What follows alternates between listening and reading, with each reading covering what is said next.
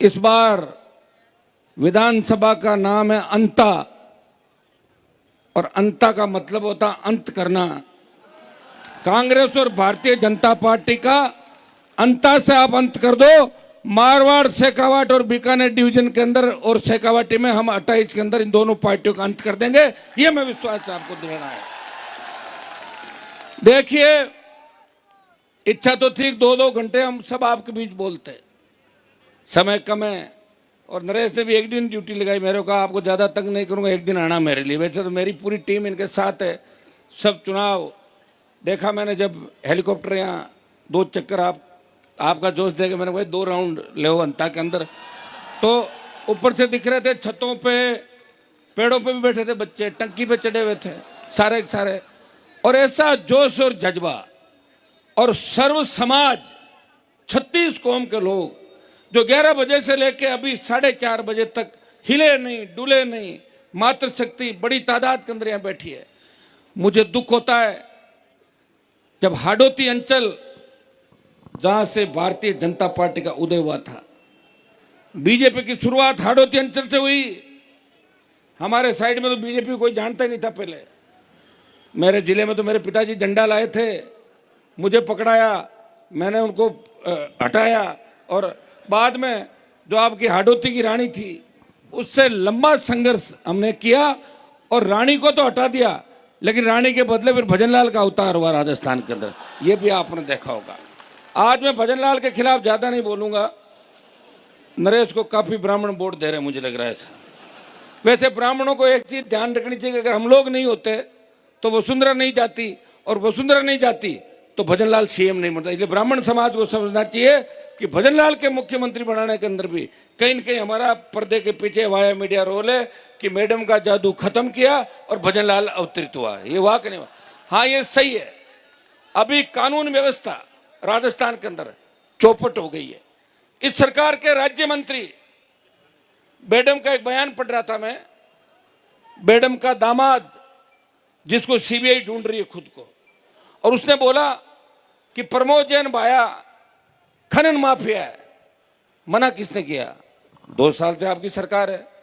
भजनलाल जी तो चाहे जो कर देते हैं, कौन रोकता है? भजनलाल जी तो ट्विटर को टूटर कह देते हैं। सुनिए, भजनलाल जी का एक में भाषण सुन रहा था जोधपुर में, फ्लाइट तो रात में उड़ती है, वो कह रहे थे संजय सिंह जी कि मेरी रात फ्लाइट में उड़ेगी। सारी रात को फ्लाइट में उड़ेगी, फ्लाइट रात में नहीं। वो चूक जाते हैं, चूकते हैं, आदत है।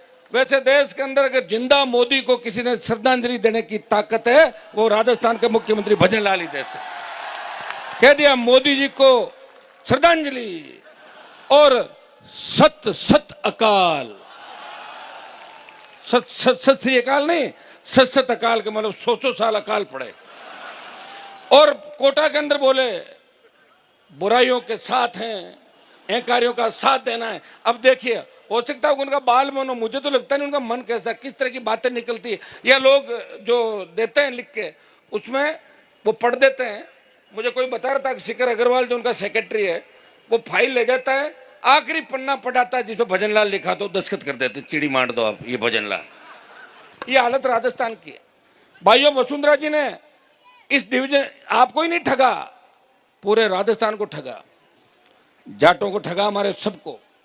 जाटों की बहू, राजपूत की बेटी, गुजरों की समधन, रेबारियों की, मीणाओं की बुआ, एसी की बाणजी, उसकी मौसी, उसका ये उसका वो, लगातार। और दुर्भाग्य इस बात का देखिए कि लगातार हाडोती अंचल ने, झालावाड़ ने वसुंधरा जी को कम संख्या के अंदर वोट जब गिनाए, उसके बाद भी इनको जीता के यहाँ से भेजा। लेकिन यहाँ न कोई सड़क है। स्कूल का जो हादसा हुआ था, मैं आना चाह रहा था, नरेश को उस दिन गिरफ्तार कर लिया। कांग्रेस पार्टी जो राजस्थान के अंदर विपक्ष की भूमिका निभा रही है, कांग्रेस के 8 सांसद राजस्थान से, जब लोकसभा चल रही थी, संजय सिंह जी, 7 बच्चे हमारे स्कूल के अंदर छत गिरने से शहीद हो गए।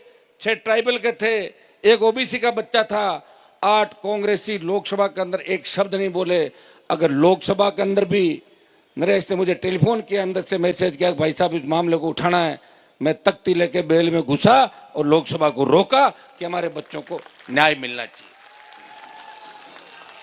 हाडोती अंचल से भाइयों, जो जोश दिखाई दे रहा आपके अंदर, नौजवानों, ये जोश आज 8 तारीख है, 9 तारीख कल शाम के बाद 10 और 11 तारीख को सरकार गुंडागर्दी करने की कोशिश करेगी, लेकिन नौजवान के सामने सरकारी तंत्र फेल हो जाता है। हर क्रांति का नायक नौजवान था। तांत्या टोपे मंगल पांडे से लेके झांसी की रानी लक्ष्मीबाई हो, चाहे भगत सिंह, हर क्रांतिकारी नौजवान था। और राजस्थान के नौजवानों ने इस बार मन बना लिया, हमें कांग्रेस और भारतीय जनता पार्टी को खत्म करके एक नई सरकार 28 के अंदर बनानी है। भाइयों, दिल्ली के अंदर जाते हैं, सबसे ज्यादा तो संजय सिंह जी मुझे कहते हैं इनका घर सामने ही है।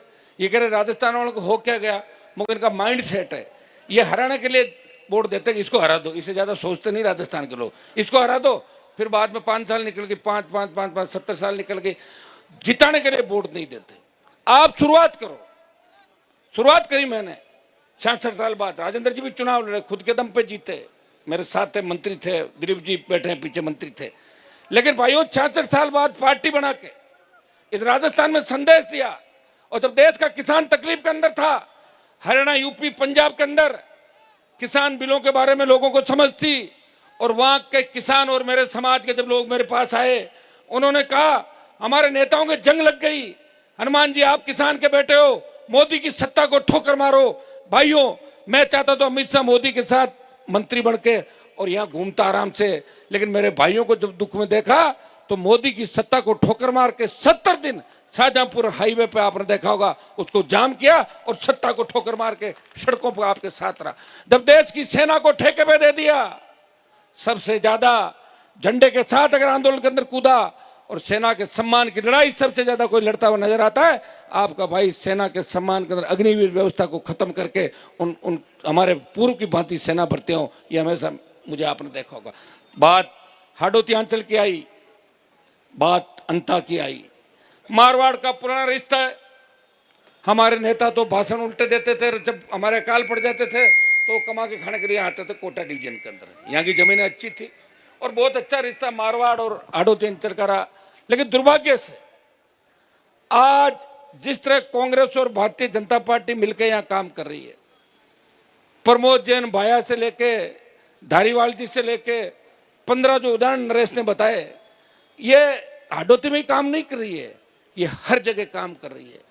जब खींवसर का उपचुनाव था राजस्थान के अंदर, जब उपचुनाव हुए, देश के गृह मंत्री ने कहा कि हनुमान को किसी भी कीमत में नहीं जिताना है, हनुमान को किसी भी कीमत में नहीं जिताना है। तो डोटासरा को दिल्ली बुलाया और बीजेपी के बड़े नेता के घर पे मीटिंग हुई कि आपको पेपर लीक के मामले में जेल भेजेंगे या फिर सीटें निकलवाओ बीजेपी की। तो उसने कहा जहाँ जहाँ को टिकट दे दूंगा मैं और जमानत जब्त भी करा लूंगा। 4 टिकट देके जमानत जब्त करा ली अपने। ये हुआ भाई राजस्थान के अंदर है। हमसे कोई बातें छिपी नहीं है, लेकिन हम हारे नहीं हैं, हम मजबूत हैं। हमसे प्रेरणा लेके बीजेपी पार्टी बनी आपके नज़दीक, और पार्टियां बनेगी। हम तो चाहते हैं कि राजस्थान के अंदर हर अंचल के अंदर अगर एक मजबूत नेता तैयार हो जाए, आप नरेश को तैयार करो हाडोती के अंदर, नरेश हाडोती से आता है, शेखावाटी के बैठे राजेंद्र जी, दिलीप जी हमारे बैठे, संजय सिंह जी को भी ले आएंगे। इस बार कहाँ जाएंगे, हमारे साथ रहेंगे सपा वाले और सारे आप वाले। राजस्थान में इनका तो साथ रहना ही है भाई, आप भी तो यहाँ सपोर्ट करोगे सारे। और राजस्थान में बहुत बड़ा बदलाव हो सकता है। वसुंधरा जी वैसे सीएम इन वेटिंग, अभी भी इच्छा उनकी है कि मैं फटाक से सीएम बन जाऊंगी, लेकिन मैडम का भी क्या, देखो कितने बुरे दिन आए। किसी ने सोचा क्या कि वसुंधरा भजनलाल की पर्ची खोलेगी? सुना किसी ने? भाई मैं तो अगर होता तो पर्ची को या तो निगल जाता या फाड़ के फेंक देता, मेरा नाम ले लेता। मेरा नाम है दिल्ली से, क्या कर लेता कोई।